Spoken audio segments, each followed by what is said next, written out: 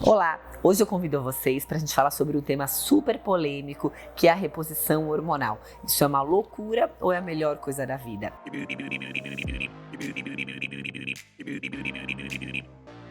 Meu nome é Patrícia Bretz, eu sou médica ginecologista e hoje eu quero falar para vocês de um assunto que eu aprendi a gostar dentro do Hospital do Câncer, onde eu vi um monte de mulher ser castrada, passar por vários problemas pela falta de hormônio, e isso me estimulou a estudar cada vez mais esse assunto para que juntos a gente chegue a uma conclusão ao final do vídeo se vale a pena fazer a reposição hormonal ou não.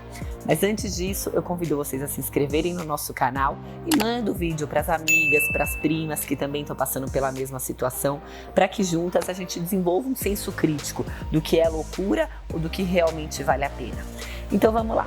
Os hormônios, eles começaram na década de 60. Vocês veem que não é uma coisa tão antiga assim. E naquele momento ele foi criado para reprodução, para evitar filhos. E isso trouxe uma revolução social para as mulheres. E para os homens também, porque as famílias começaram a ter menos filhos, tiveram um planejamento social melhor. E a partir dali estudaram, melhoraram as condições de saúde, como reposição hormonal a partir da década de 70. Só que naquela época, o hormônio que eu usava para refazer a reposição era o estrogênio equino conjugado. O que é isso? Hormônio da urina da égua prenha, que ele era usado por via oral, numa dose literalmente cavalar. Certo? Eu não tinha muito critério para uso desses hormônios. Eu passava para paciente obesa, para magra, para que recém tinha entrado na menopausa, para que já estava na menopausa a longo prazo.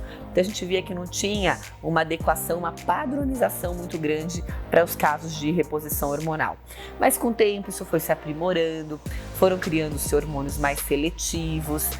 Na verdade, gente, essa história do hormônio bioidêntico é o seguinte: o hormônio ele funciona como chave e fechadura.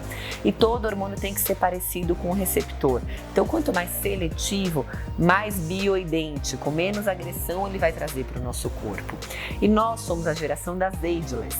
Se você for observar a mulher de 50 hoje, seria a mulher de 30 na época das nossas avós. Se você for observar a sua avó com 50 anos, ela era senil.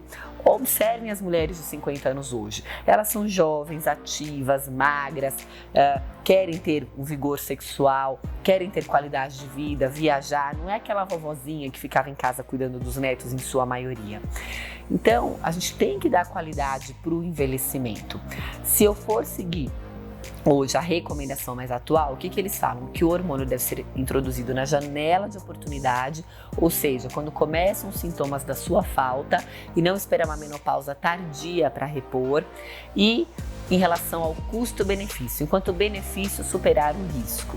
E com isso, eu tenho vias de hormônio mais seletivas, doses de hormônios individualizadas. Então eu não vou usar a mesma dose para uma paciente obesa, menopausada há 5 anos, para outra que é magra, que recém entrou na menopausa. E o que a gente sabe? Que o hormônio ele protege o osso, cérebro, coração. Só o coração, gente, o infarto aumenta em mais de 10 vezes na pós-menopausa. Vagina, pele, cabelo, articulações, humor. Então eu tenho uma caixa de lenço lá no consultório, a mulher entra na menopausa, senta lá e começa a chorar. E homem também tem a deficiência androgênica masculina. Isso não é coisa só de mulher não, viu, minha gente? Então, o que eu observo? Hoje, com o entendimento que eu tenho da medicina, o hormônio ele é o combustível que faz o nosso corpo andar. E as pacientes que envelhecem sem uma intervenção oportuna, elas têm um envelhecimento, digamos, mais acentuado, tá? Não é todo mundo que deve usar hormônio, como eu disse, não é a mesma dose para todo mundo. O hormônio é um tratamento extremamente individualizado. As pacientes têm que fazer um acompanhamento criterioso, rastrear os órgãos de risco, mama, fazer exame de sangue periódico. Então, paciente que faz reposição hormonal, criteriosamente a cada 6 meses, tem que ter acompanhamento médico ou antes.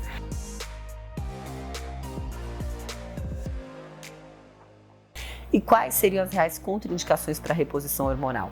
Um sangramento vaginal sem causa, tá? A mulher começou a sangrar na pós-menopausa, depois de 1 ano sem sangramento. Algumas, no início da reposição, sangram, mas se ela já tem esse sangramento antes mais pronunciado, merece uma investigação. Cânceres que dependem de hormônio para crescer, como câncer de mama, câncer de endométrio. Outras situações são doenças que podem aumentar o risco de coagulação.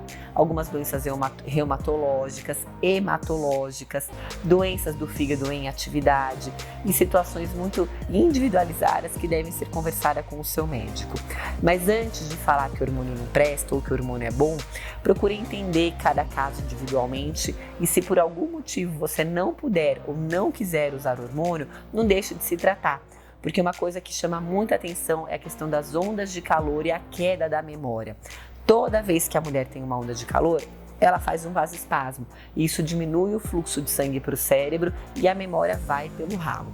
Então, gente, por mais que você opte por usar ou não a reposição hormonal, o cuidado com a saúde tem que ser uma constante e principalmente para as pacientes que estão aí na pós-menopausa, que ficam mais vulneráveis às infecções, à depressão, à perda de massa muscular e massa óssea, e nesses casos, com certeza, uma reposição hormonal bem feita pode mudar em muito a sua qualidade de vida do envelhecimento.